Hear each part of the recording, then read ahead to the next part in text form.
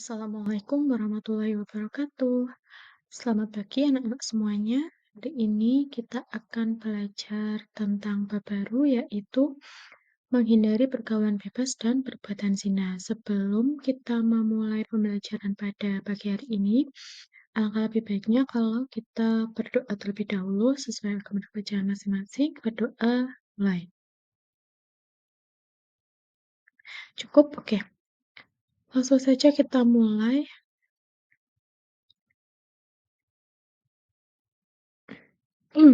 Nah, di bab yang pertama ini kita akan awali dengan pengertian dari zina. Jadi, apakah yang dimaksud dengan zina itu? Oke, zina adalah persetubuhan antara laki-laki dan wanita yang tidak memiliki ikatan perkawinan yang sah.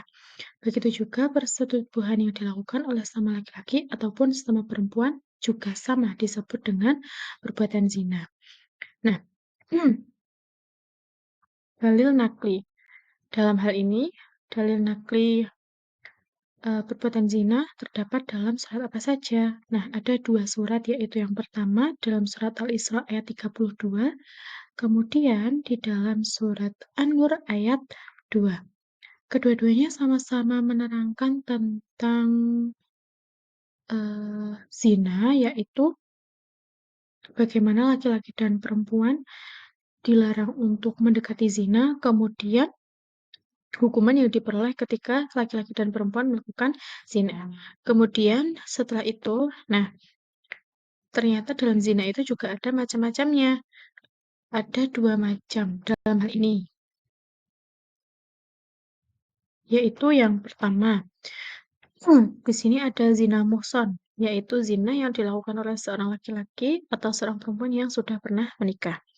Kemudian ada zina ghairu muhsan, yaitu zina yang dilakukan oleh seorang laki-laki atau perempuan yang belum pernah menikah atau masih berjaga atau gadis. Kemudian, para pelaku zina ini juga tentu saja akan mendapatkan hukuman. Hukumannya apa saja? Nah, hukuman zina bagi pezina ghairu muhsan yaitu dirajam atau dilempari batu sampai meninggal. Nah, hukum rajam ini dilakukan jika memenuhi syarat, yaitu ada 4 orang saksi. Kemudian, hukuman bagi pezina ghairu muhsan yaitu didera 100 kali dan juga diasingkan selama 1 tahun. Nah, dari yang kita bahas tadi, ternyata pergaulan bebas dan juga zina itu mempunyai dampak. Dampaknya apa saja? Yang pertama, menimbulkan berbagai jenis penyakit kelamin. Kemudian yang kedua, pezina akan dihukum berupa dera atau cambuk sebanyak 100 kali atau dirajam sampai mati. Kemudian yang ketiga, mendapat hukuman sosial dari masyarakat, yaitu dikucilkan oleh masyarakat. Kemudian yang keempat, merusak dan mengaburkan hubungan nasab. Kemudian yang kelima, menghancurkan masa depan anak. Dan yang terakhir, memicu perbuatan dosa besar yang lainnya. Nah, untuk lebih memahami tentang materi ini, berikut ada video yang berkaitan dengan materi zina ini.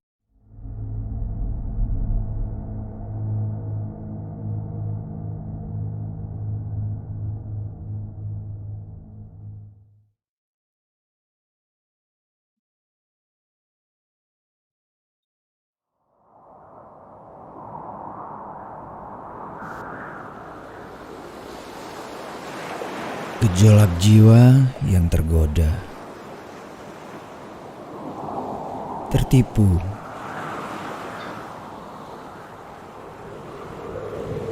dan terlena. Tak dapat bedakan antara cinta dan nafsu durjana. Terpikat karena saling menatap. Tidakkah kau ketahui bahwa kita diperintahkan untuk tundukkan pandangan?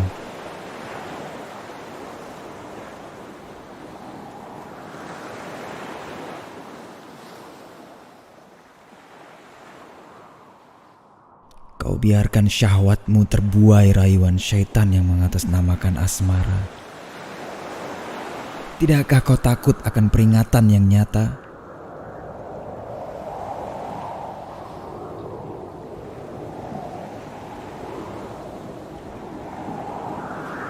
Sadarkah ketika dekatkan jiwa dan raga ke tepian bahaya?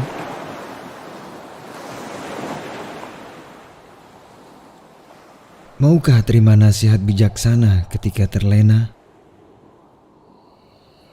Dan ketika terbuai hasutan, akal terbelenggu seolah gila.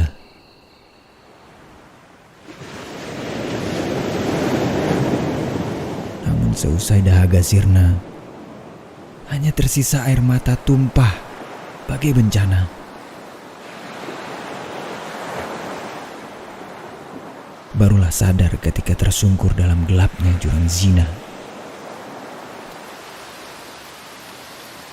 Batinmu hanya bisa menjerit dalam kepiluan karena sakitnya tak terperi. Menyadari bukan seperti inilah cinta. Karena sejatinya cinta menjaga dan melindungi karena Allah, bukan mengambil apa yang belum menjadi haknya lalu mencampakkannya begitu saja. ولا تقربوا الزنا إنه كان فاحشة وساء سبيلا.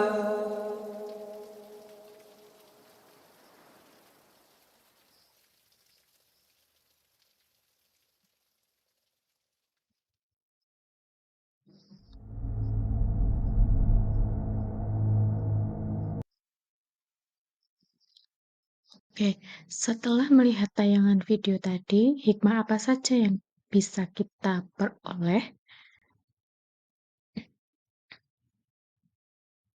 Oke, 1. Menjaga harga diri, kehormatan, dan juga martabat kemanusiaan. Kedua, menjaga keturunan agar terhindar dari ketidakjelasan nasab. Ketiga, menjaga diri dari penyakit yang ditimbulkan dari perzinaan. 4. Menghindari dosa-dosa lain yang diakibatkan setelah melakukan zina. Dan kemudian 5. Memberikan efek jerah kepada orang lain. Nah, itu saja yang dapat saya sampaikan. Bila ada kurang lebihnya mohon maaf. Assalamualaikum warahmatullahi wabarakatuh.